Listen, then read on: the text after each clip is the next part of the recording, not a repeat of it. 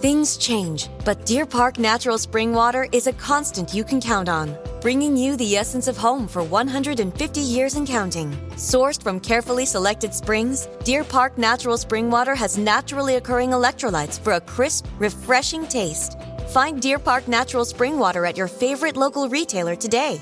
After 150 years, there's only one thing left to say. Deer Park, that's still good water.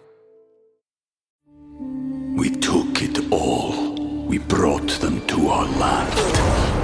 An endless night, ember hot and icy cold. The rage of the earth.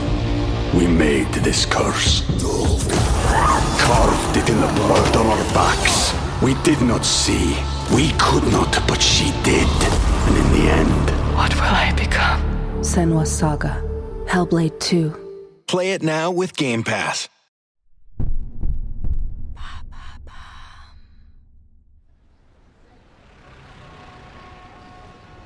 5 avril 1998. Cela fait 15 jours que les adjoints du détective Terry Cobbs vivent dans leur voiture. Trop de café, trop de kilomètres, trop de frustration. Ils ont les nerfs à fleur de peau. Ils ont sillonné la région de Miami dans tous les sens. Ils ont passé des centaines de coups de fil et vérifié des dizaines d'adresses. Ils en ont marre de la Floride, de son soleil, de ses palmiers et de ses gens qui bronzent à la plage. Ils sont prêts à rentrer chez eux, à Dallas, au Texas, quand, ce matin-là, la chance décide enfin de leur sourire. Steven Russell, le Houdini de l'évasion, a été signalé à Broward County. En cavale depuis 15 jours, après sa 4e évasion en 5 ans, Russell a rendez-vous dans une compagnie d'assurance. Il souhaite souscrire une assurance vie au nom d'un certain Philip Morris. Au téléphone, la directrice de l'agence a tout de suite flairé le type louche, mais elle a écouté Russell lui débiter son histoire sans rien dire. Elle lui a demandé de passer un peu plus tard pour récupérer un document que sa direction doit lui envoyer par fax. Puis elle a prévenu le shérif du comté qui a alerté Terry Cobbs et ses adjoints.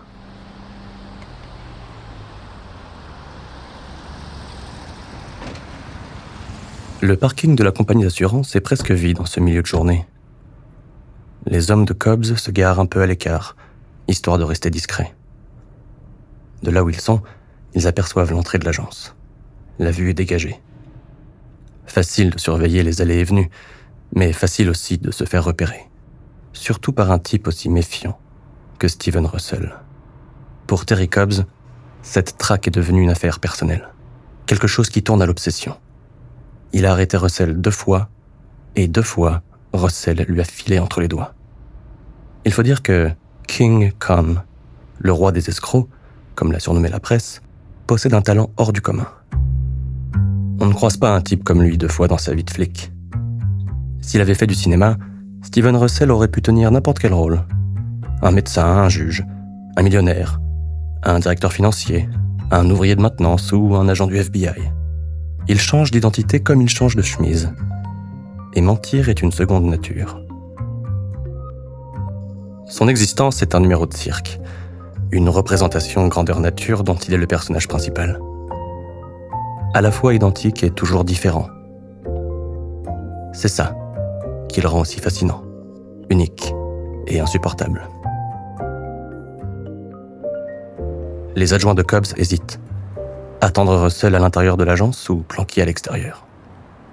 Le gars est tellement méfiant qu'il est capable de flairer le piège avant même de pousser la porte. Les 2 agents en sont encore à déterminer une stratégie quand ils aperçoivent un homme qui se dirige vers eux d'un pas tranquille.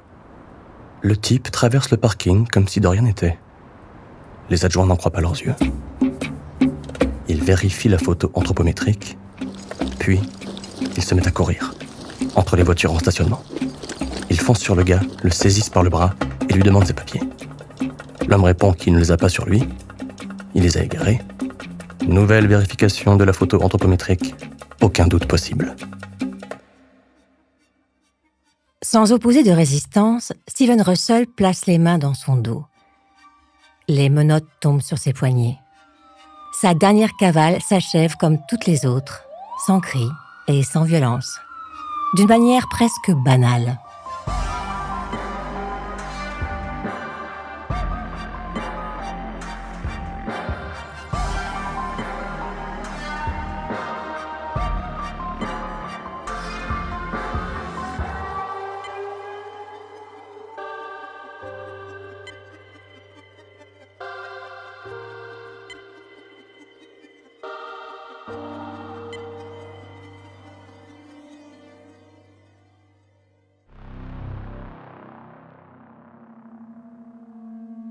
Steven Russell est né le samedi 14 septembre 1957 à Elizabeth City, en Caroline du Nord, quelques minutes après minuit. Il aurait aimé naître un vendredi 13, mais le destin en a décidé autrement. Malgré tout, vendredi 13 restera toute sa vie une date fétiche, une sorte de superstition. Un jour où la chance ne pourra pas le trahir. Quand on lui présente son bébé, Brenna Basham, la mère de Steven, refuse de le prendre dans ses bras. Elle veut quitter la maternité et rentrer chez elle. Les infirmières la regardent sans comprendre, mais elle n'ose pas faire de commentaires. Brenda explique qu'elle et son mari ont divorcé quelques semaines auparavant. Si elle veut s'en sortir, elle doit d'abord penser à elle. Ce que Brenda ne dit pas aux infirmières, c'est qu'elle n'a pas l'intention d'élever cet enfant. Elle ne voulait pas de lui quand il était dans son ventre, elle ne veut pas de lui maintenant qu'il en est sorti. Pendant sa grossesse, Brenda a pris contact avec Georgia et David Russell, un couple qui possède une petite entreprise à Virginia Beach, en Virginie. Ils cherchent à agrandir leur famille. Ils sont d'accord pour l'adoption et pour l'argent réclamé par Brenda. De retour chez elle, Brenda appelle les Russell. Elle organise un rendez-vous sur le parking d'un supermarché. L'échange se fait là, au milieu des voitures en stationnement et des chariots vides. Les Russell remettent une enveloppe pleine de billets à Brenda. Elle leur refile le bébé. Steven a 5 jours.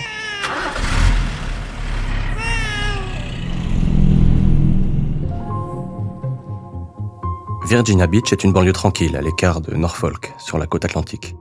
Elle a un petit côté provincial. Les gens se connaissent. Ils se retrouvent le dimanche à l'église pour prier. On est dans la Bible Belt, dans cette Amérique chrétienne qui sait si bien enfermer les secrets derrière les façades proprettes et les pelouses bien entretenues.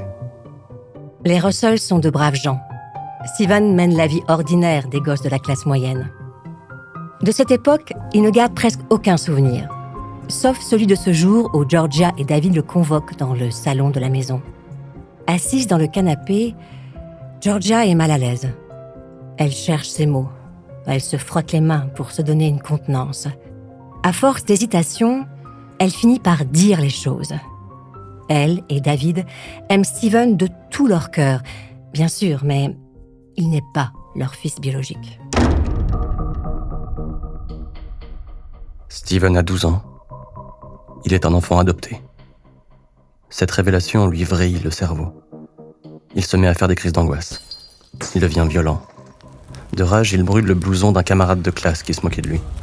Georgia et David consultent des spécialistes. Rien n'y fait. Les Russell ne parviennent plus à gérer Steven. À court de solutions, ils l'envoient dans un pensionnat. Pendant 9 mois, il est agressé et violé par d'autres garçons plus grands et plus forts que lui.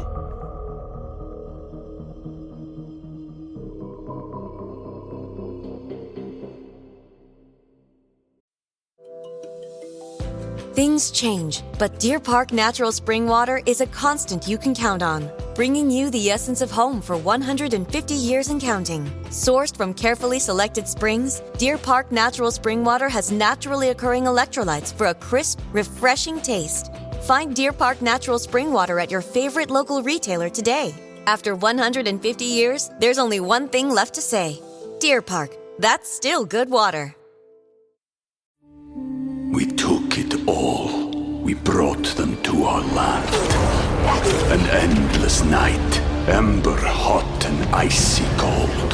The rage of the earth. We made this curse. Carved it in the blood on our backs. We did not see. We could not, but she did. And in the end, what will I become? Senua's Saga. Hellblade 2. Play it now with Game Pass. 1975. Steven a 18 ans. Le long calvaire de son adolescence s'achève. Il rejoint l'entreprise familiale. Les affaires marchent bien.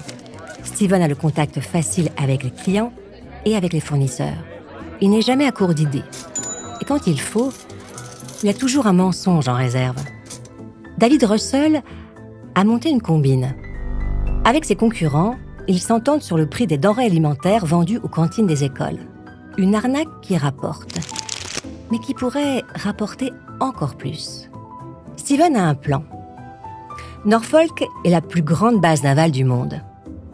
Pourquoi ne pas se faire du fric sur le dos de l'US Army? Les bidasses, ils ont plein de blé, non? Mais l'oncle Sam est un type méfiant. David se fait prendre par la patrouille au moment où il s'apprête à signer le contrat. Convoqué au tribunal, il plaide coupable de tentative de fraude. 15 000 $ d'amende et une condamnation avec sursis. Pour Russell, cette condamnation fait l'effet d'un électrochoc. Il change de stratégie.